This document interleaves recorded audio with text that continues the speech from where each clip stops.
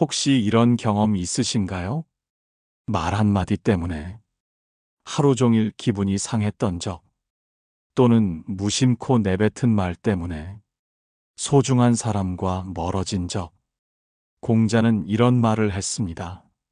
말은 칼보다 날카롭다. 특히 인생의 황혼기를 맞이한 지금 이 순간 우리의 말 습관은 남은 인생의 질을 결정합니다. 여러분과 함께 살펴볼 것은 노후를 망치는 말 습관들과 그것을 바꾸는 지혜입니다.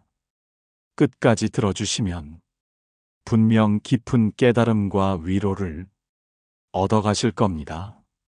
그럼 지금부터 시작해 보겠습니다. 첫 번째 말 습관, 과거 자랑하기.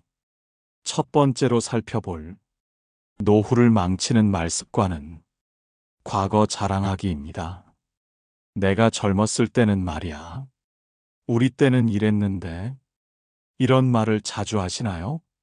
라오자는 이런 명언을 남겼습니다. 과거에 머물지 말고 미래를 걱정하지 말라. 현재에 집중하라.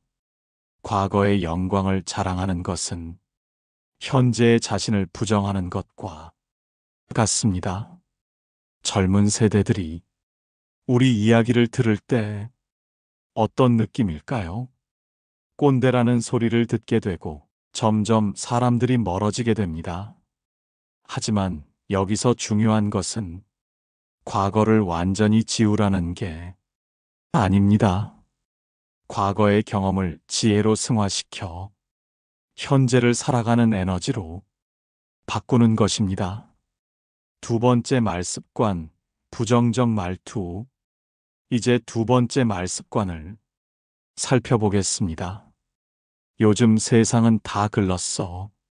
나이 들면 다 똑같아. 뭘 해도 소용없어. 이런 부정적인 말들 얼마나 자주 하시나요? 붓다는 이런 가르침을 주었습니다. 우리가 생각하는 것이 우리가 되는 것이다. 부정적인 말은 우리의 뇌를 부정적으로 프로그래밍합니다. 매일 부정적인 말을 하면 정말로 부정적인 사람이 되어버립니다. 그리고 그 부정적인 에너지는 주변 사람들에게도 전달돼서 결국 혼자가 되는 길로 이어집니다. 잠깐 여기서 중요한 질문을 하나 드리겠습니다. 여러분은 긍정적인 사람과 부정적인 사람 중 누구와 시간을 보내고 싶으신가요? 당연히 긍정적인 사람이겠죠? 다른 사람들도 마찬가지입니다. 세 번째 말 습관, 건강 자랑하기. 세 번째로 살펴볼 말 습관은 건강에 대한 지나친 관심과 자랑하기입니다. 내 무릎이 얼마나 아픈지 알아? 혈압약을 몇 개나 먹는지 봐. 병원에서 이런 진단을 받았어. 노자는 이렇게 말했습니다. 건강한 사람은 건강을 모르고 아픈 사람만이 건강을 안다. 물론 건강 관리는 중요합니다. 하지만 건강 이야기만 하면 대화가 무거워집니다. 사람들은 밝고 즐거운 이야기를 듣고 싶어 합니다. 건강 이야기 대신 오늘 본 아름다운 꽃 이야기, 맛있게 먹은 음식 이야기를 해보는 건 어떨까요? 네 번째 말 습관, 자녀 자랑하기. 네 번째 말 습관을 살펴보겠습니다. 우리 아들은 대기업 다녀. 우리 딸은 의사야. 손자가 영재래. 이런 자랑을 자주 하시나요? 공자는 이런 말을 했습니다.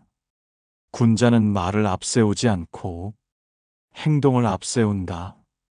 자녀 자랑은 순간의 기쁨을 줄 수 있지만 듣는 사람에게는 상대적 박탈감을 줍니다.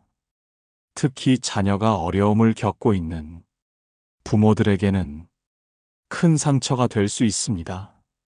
진정한 부모의 자랑은 자녀의 성공이 아니라 자녀가 행복하다는 것, 아닐까요?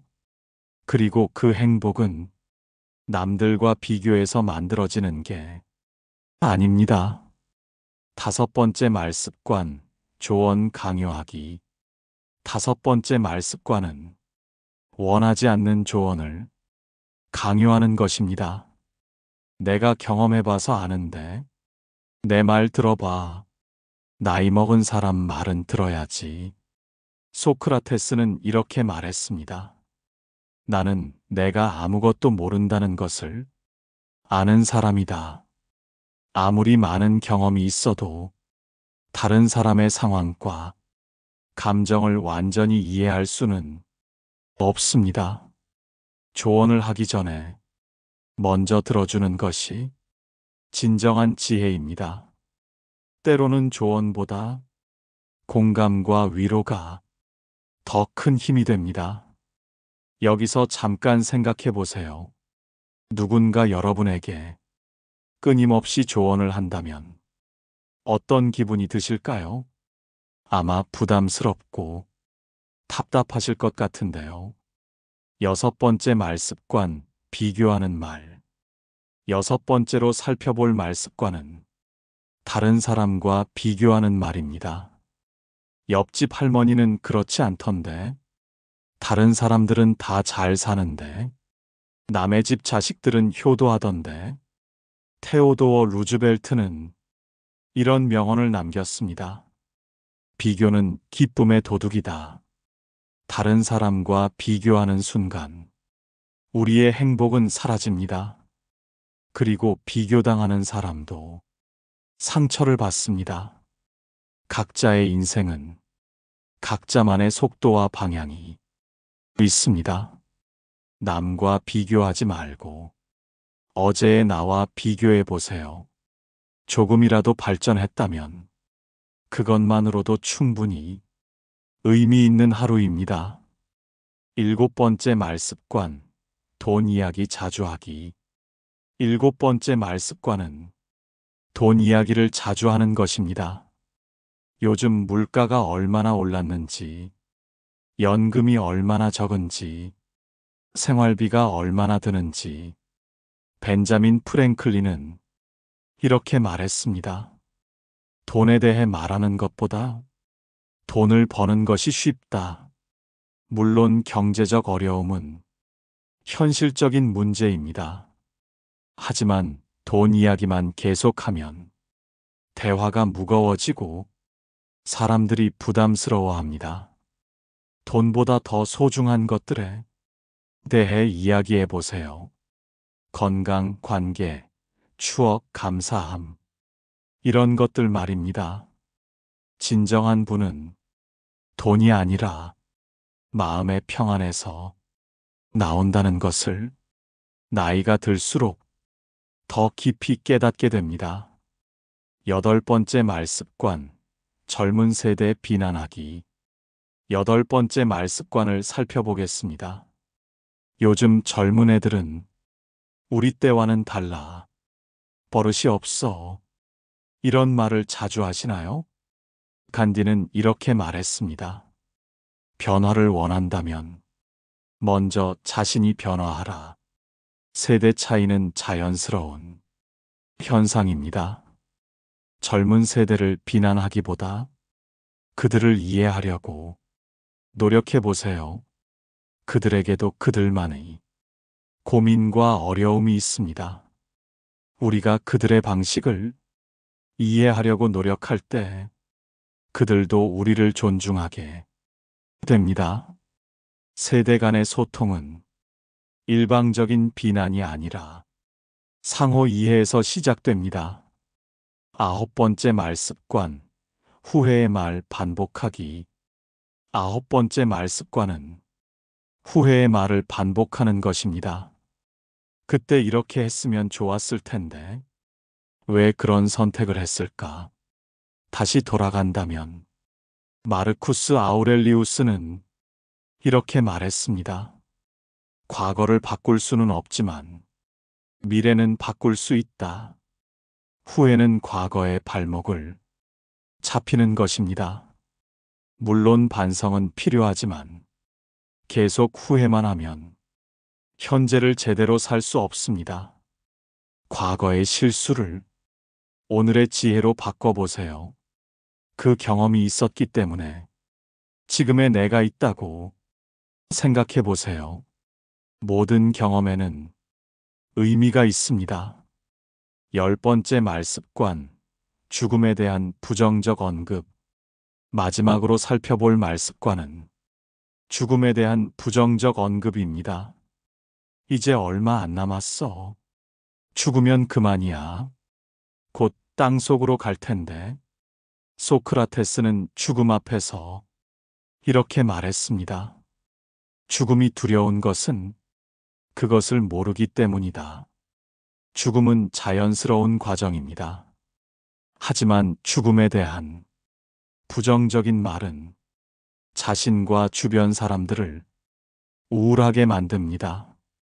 대신 남은 시간을 더 의미 있게 보내는 방법에 대해 생각해 보세요. 오늘 하루하루를 감사하며 살아가는 것. 그것이 죽음을 준비하는 가장 아름다운 방법입니다. 좋은 말습관으로 바꾸는 방법. 지금까지 노후를 망치는 10가지 말습관을 살펴봤습니다. 그렇다면 이제 어떻게 바꿔야 할까요? 첫째, 말하기 전에 잠깐 멈춰 보세요. 둘째, 이 말이 듣는 사람에게 도움이 될지 생각해 보세요. 셋째, 부정적인 말 대신 긍정적인 말을 찾아보세요. 넷째, 남을 위한 말보다 함께 나누는 말을 해보세요. 라오자는 이렇게 말했습니다. 선한 말은 존중을 받고 선한 행동은 사람을 감동시킨다. 우리의 말 한마디가 누군가의 하루를 밝게 만들 수 있습니다. 그리고 그 밝은 에너지는 결국 우리에게 돌아옵니다. 사랑하는 여러분, 영상을 함께 해주셔서 감사합니다. 우리 모두는 완벽하지 않습니다. 때로는 좋지 않은 말습관을 가질 수도 있습니다. 하지만 중요한 것은 인정하고 바꾸려는 의지입니다.